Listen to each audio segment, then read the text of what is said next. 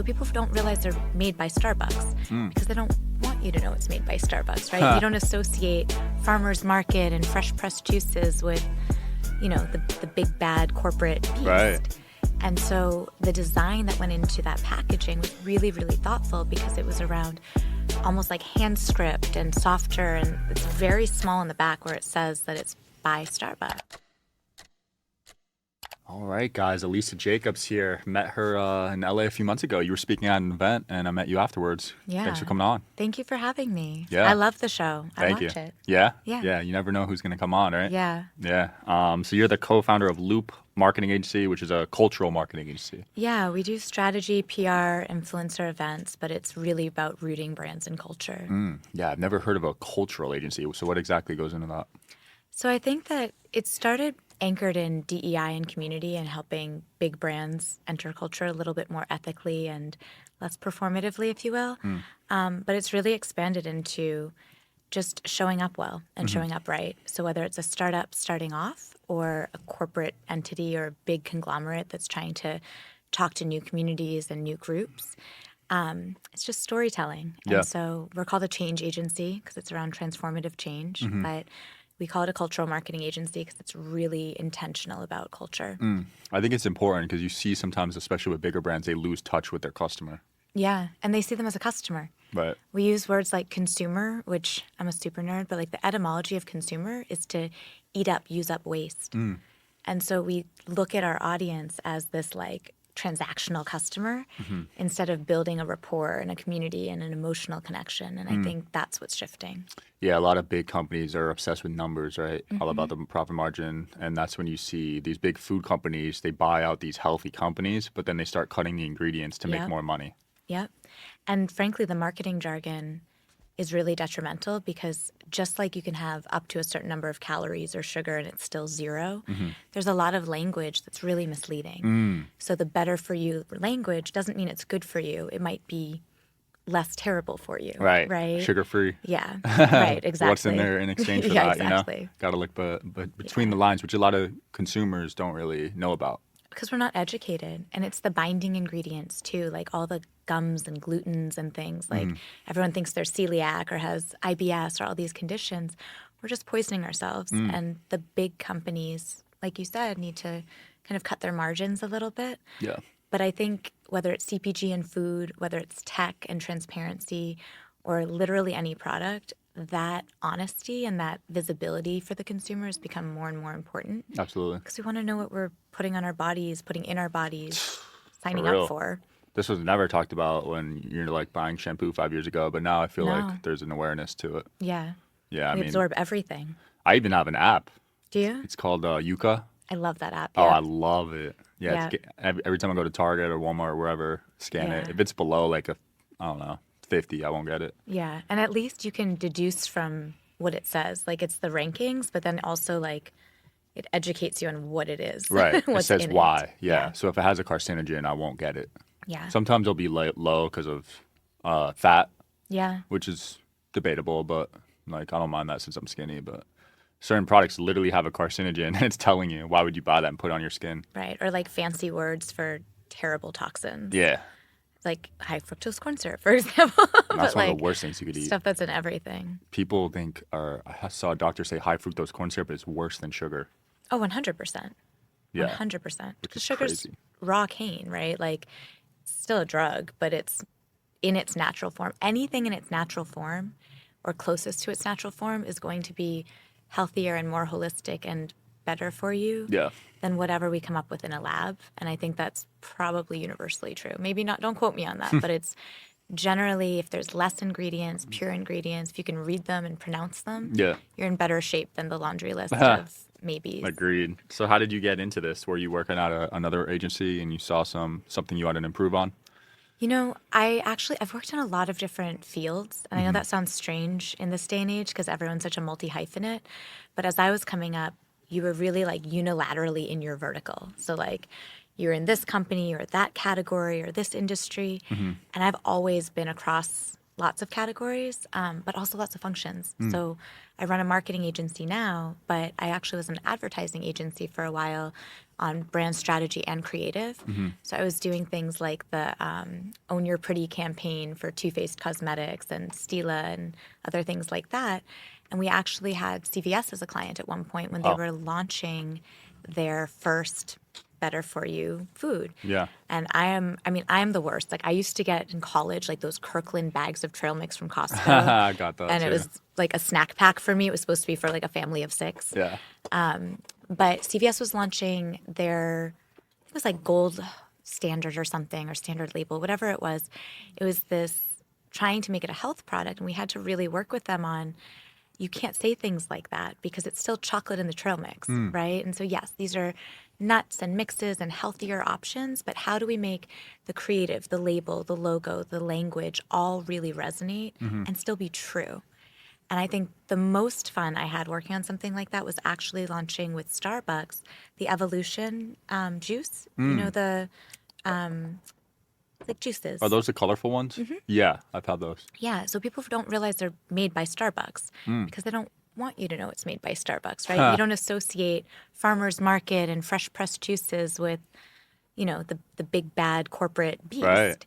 And so the design that went into that packaging was really, really thoughtful because it was around almost like hand script and softer, and it's very small in the back where it says that it's by Starbucks.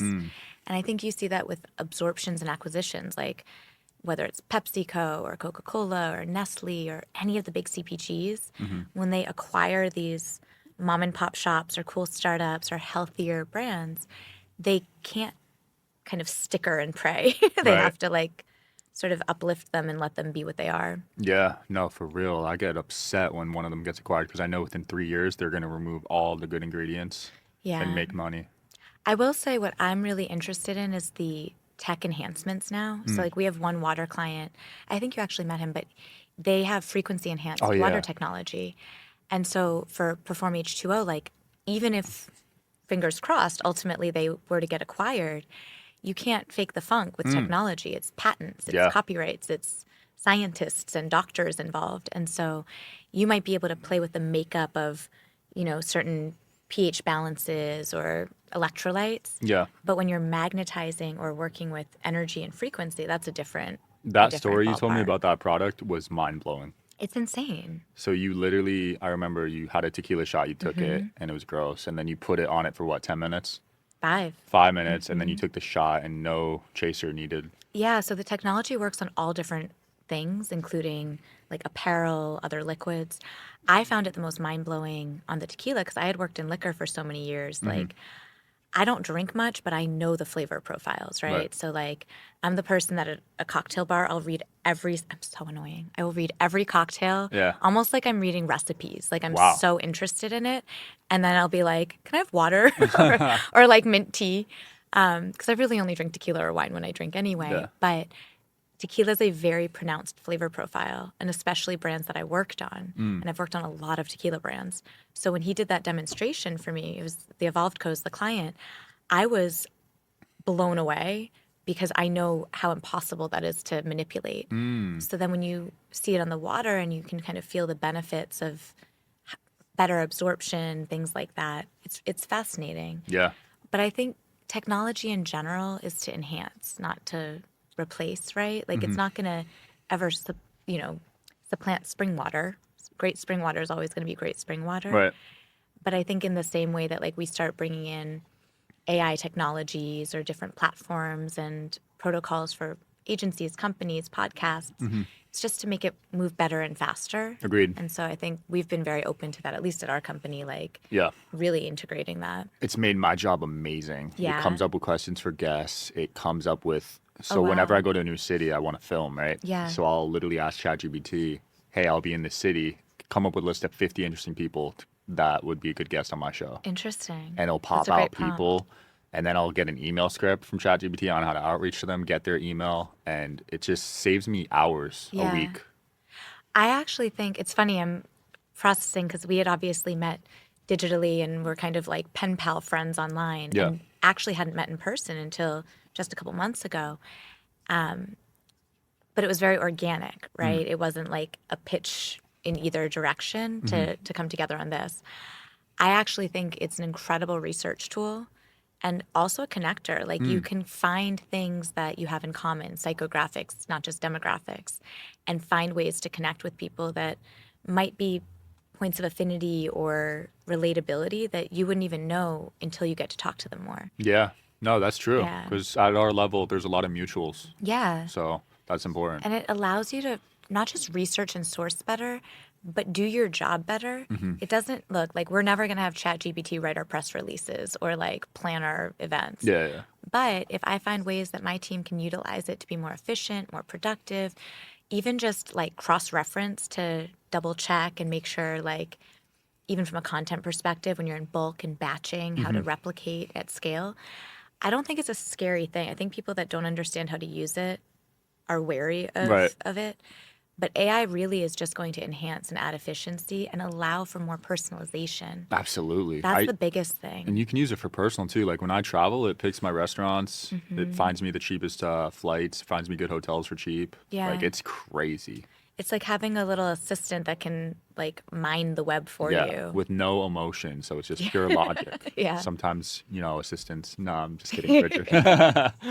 Yeah, but I'm a fan. I think people were scared that it was going to replace them, which might happen, but we'll see. I think it replaces functions, not humans.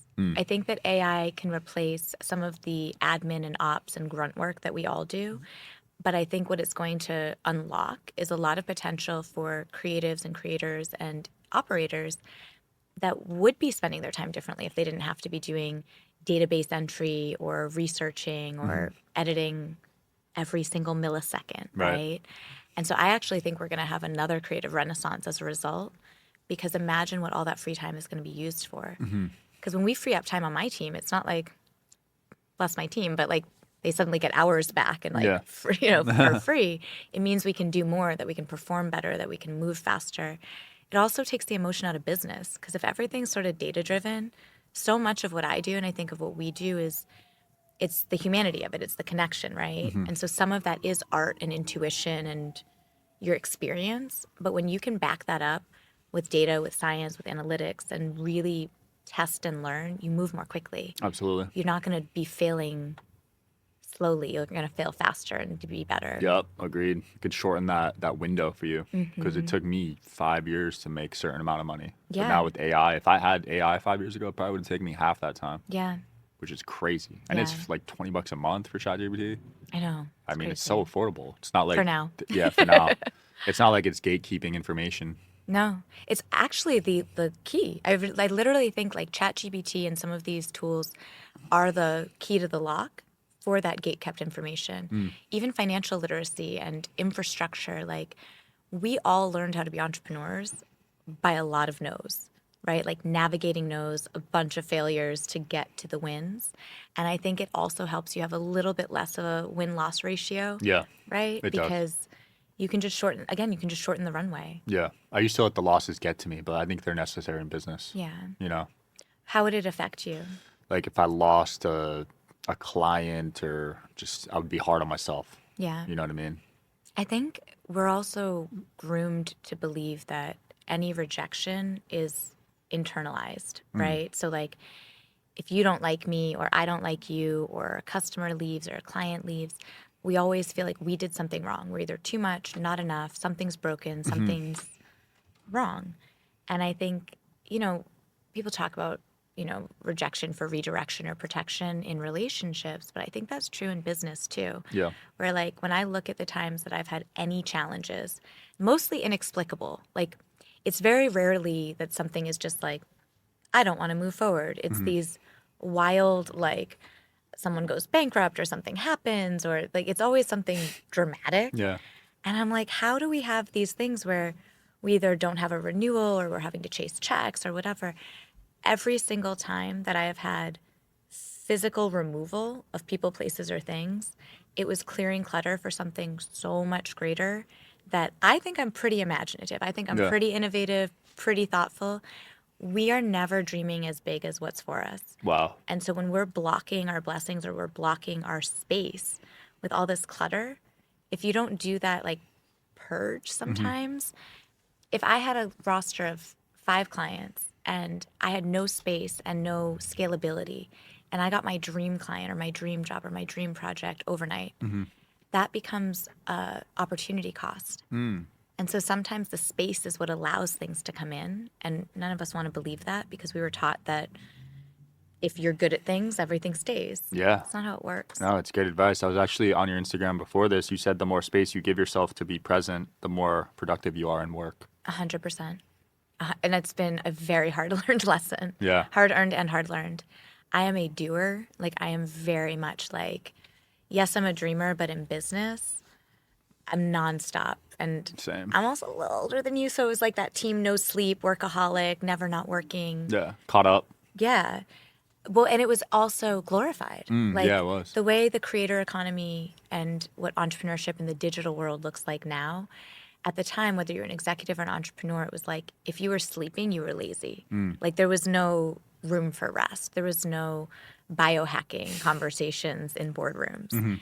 And now I think that like, yes, you can be really accomplished doing that, but you don't realize how much more accomplished you can be not doing that until you don't. Yeah, I agree. What do you think of the 4-day work week that's making big waves in Europe right now? And people are considering America to I adopt love it. that the 4-day work week is like trendy again because this is not a new concept at all. Really? No, there was a great book about it years ago. I think that the reality is, you want my honest opinion? Yeah. My honest opinion is that it's not for everyone. I think that for me, yes, I would love a 4-day work week. But I also know that my creative mind isn't always intentional. It's whenever it wants to be. And so I could do a 4-day work week, but I'm still going to be creating, thinking, connecting. So I would say there's sort of this 20% of our time that's also still networking, building. It's not doing. So I would say if the 4-day work week were for operations and execution, that you're only doing in business Yeah. 4 days, amazing. I also love the siesta, and I would really love to be up Get some late and up paella. early. Because here's my thing is I'm a night owl and an early bird, which is not Whoa. sustainable. That's rare to Yeah. be both. And my dream life, if I had a different schedule, would literally be up until 3, up at 6, throw away 4 to 8. Oh my Like, gosh. I don't need it. But that's not real life, and that's not how the rest of society operates. So you kind of have to ebb and flow a bit. But if I was able to consolidate my doing, my output Yeah. in 4 days, then that extra day to 3 days, right, is just that space to create. And so I've done that to an extent. Like I keep Mondays as sort of like an internal day for the most part, and doing all the stuff that I need to do to be successful for the company and not extra external meetings unless it's like with my team. Right. But I think that there's some people that operate better doing a little bit spread out. Yeah. And there's some people that do better cramming, even in Yeah. school. I'm a crammer. Yeah, me too. I would pull all-nighters. I Yeah. would all of it. Procrastinate. So I think for those of us that like to bulk and batch and like stay focused and then all or nothing, brilliant. Yeah. But for folks that are more wired as status quo or corporate kind of middle management lifestyle, it would be challenging. I do think it wouldn't necessarily increase productivity. Yeah. Taking that step into CEO, was it natural? Was it easy for you, or did it take some time to learn those skills? As a CEO, I think it came really naturally to me, for better and for worse. I'm very analytical of authority. I can take authority. I've had amazing bosses, but I have to really trust you and trust that you, 1, know more than me, 2, can lead, and 3, have good intentions and integrity. And I would say I'm fortunate enough that most of the bosses I had when I was an employee, there are outliers, They're watching this. as they should, most really did check those boxes, but you're never going to grow and expand and impact under a certain agenda. And the agenda might be corporate, the agenda might be someone else's priorities. So being a CEO for me wasn't about being the boss, right? It was the freedom and autonomy to lead. And so I'll say this, I have a little brag moment. Yeah. So my business partner and I had one-on-ones all this week with the team, basically like HR check-ins. And we hadn't done it in a couple months. And the most rewarding thing to me was it was not growth planning and it wasn't constructive criticism. It was actually the team flooding us with enjoyment in their jobs and appreciating the culture and not taking for granted how remote our structure has really become, but appreciating it and appreciating each other and learning from each other. There was not a single one-on-one that didn't mention a teammate in the way that they had supported them or why it was contributing to their performance. Wow. And I literally, you can see I literally got chills saying that, but you know, I reference this book, A CEO Only Does Three Things sometimes, not because it's the best book I ever read, but it's just very simple. It's money, people, culture. And I think when we're so focused on, when I say money, it's not just about making money, but also performing, delivering, doing great by the clients, because that's retention, right? But culture can really fall by the wayside as a CEO when you're in a startup. And so I'm really proud of that because I talk a lot about wanting more people to be able to do what they love with people they respect or at least like. Yeah. And if we're not doing that, it's very hypocritical. Right. But yeah, I think becoming a CEO is very natural for me. What was challenging and incredibly beneficial was becoming a co-CEO. So my business partner and I, there was periods where I was the CEO and periods where she was the CEO or the managing director. And she was the one that was very, very vocal and adamant about being co-CEOs and co-founders, because even when I won't even say didn't even want the title. Yeah. I wanted to kind of be a little more Wizard of Oz with it. She works really well in the trenches. She works really well in the paint, right? And so I think for her, she's like, I don't want to be leading this alone, nor do you need to be. We have very different skill sets. She's a Virgo, very organized, very detail-oriented, very pragmatic, not emotional about business, even though she's sensitive. She'll kill me when I say that, Antoinette. Doesn't like anyone to know. But she's an incredible collaborator because she's so good at the things that I am good at because I have to be, not because I like to be. And I'm exceptional at the things that I think she's great at, but she doesn't want to do if you don't make her. Yeah. So we really balance. But if I couldn't work for a week or she couldn't work for a week or God forbid something happened, we're both 360 competent. Yeah. So it's not reliant. It just allows you to be in your superpowers more. Good understanding of her. Does astrology play a role in who you do business with? No. Okay. We've been friends for, almost 17 years. Yeah. And so I think in the getting to know each other, and we just have really different personalities. I always joke she's like the wildcat and I'm like the Disciplined. golden retriever. Yeah. But she's very stoic and nonchalant in appearance and things like that. And I'm so passionate and so creative and so relationships oriented that I'll say that when I was a venture-backed CEO in tech, I actually felt stagnated creatively because I was so focused on operations, performance, money, bottom lines, that it ticked a box for me where I felt, okay, I can do this and be trusted to do this. I won't say I was bored. I was very busy, but it wasn't fulfilling for me. Yeah. So the more that I've been able to do things like this, the more I'm able to educate or coach and mentor on the team and build the relationships. And also, I'm a super nerd. I need to be able to spend more time in the field and researching to stay as ahead of the data and the trends. And you can't be a visionary and you can't be a futurist if you're not a historian. Right. So you have to learn these things. That's why when you said the 4-day work week, I giggled because I'm like, it's this new hot trend. I promise you guys, any new hot trend on TikTok, this is probably 10 to 20 years recycled. Wow. So history does repeat itself. Always. That's good to know. It reiterates. It shapeshifts, right? But there's almost no such thing as a new idea anymore. Everything is a rendition or some sort of recalibration. But there's only 7 universal laws of the universe. So there's only so much that can shift in terms of just making sense of the world around us now. And any good invention is just I would say, a thoughtful solution to really common problems. What about AI? What about it? Do you think that's a revolutionary invention? I think AI is revolutionary, but I don't think it's unique that we have sought out tech solutions to replicate or enhance human performance. So I think the product itself is revolutionary, but the motivation and the usage is actually evolutionary. Got it. Any emerging trends? Was that a Freudian slip? Emergency. Might have been. emerging trends, industries you got your eye on right now since you're a historian and studying what repeats itself? Yeah, I mean, I think that, so I'm going to back up. It's not that I see certain trends that I think are so important. I think that there's a presence that is missing because we've been so focused on what happened and what's coming Right. that a lot of brands, a lot of products, a lot of companies aren't thinking about where are we right now. We're so lost in the now and then.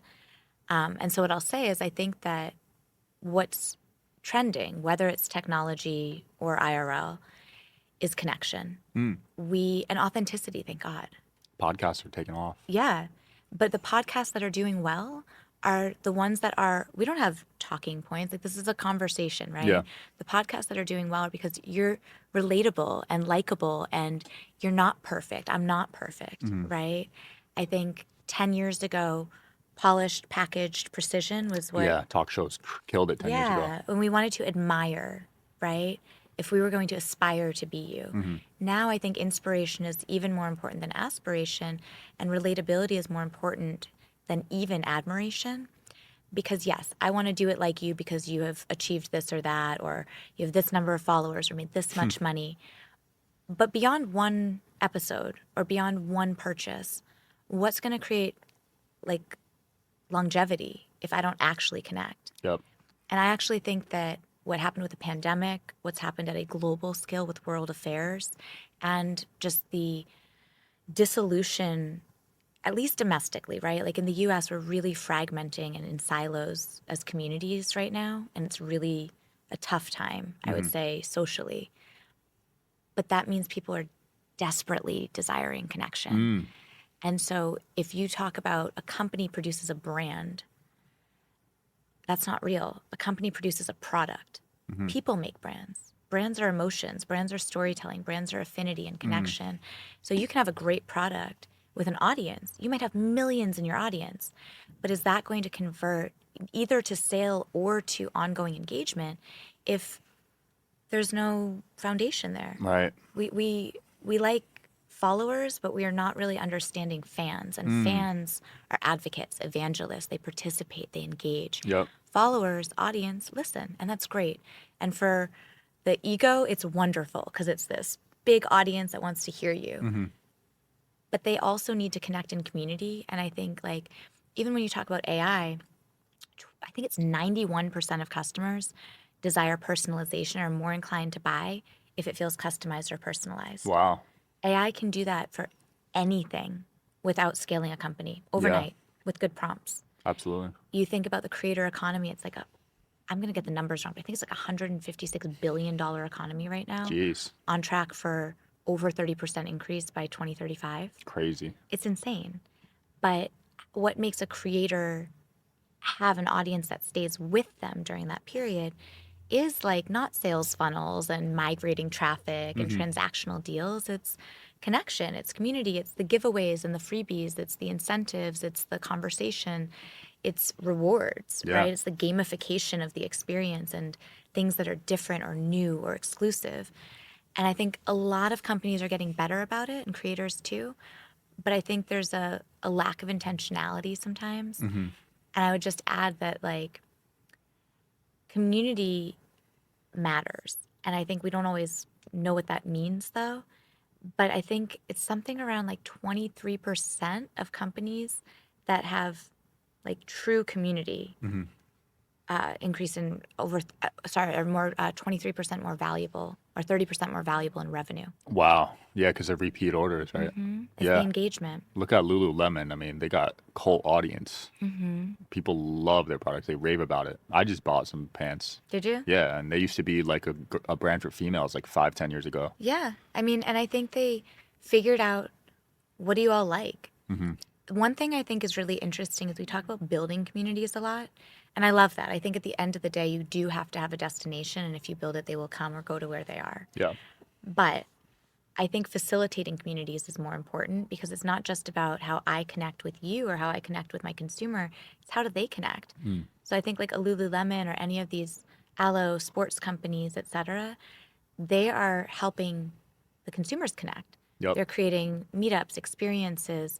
digital groups where it's like-minded, like-spirited, like-goaled, even like-souled people sometimes that want the same things, like the same things. So I don't always have to be in the belly of the beast.